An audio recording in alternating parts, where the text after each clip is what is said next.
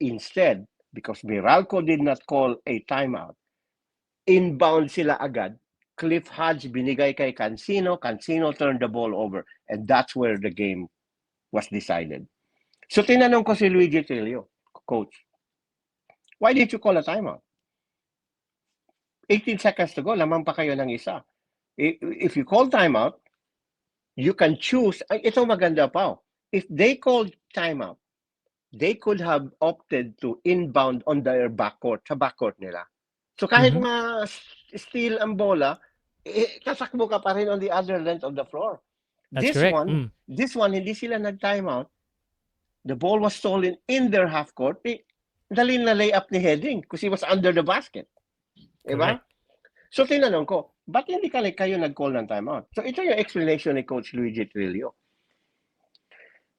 Wala lang signal kay Nenad Vucevic because Nenad is the active consultant, diba? So he's waiting for his signal na mag-timeout. Mag-timeout ba tayo? Hindi ba?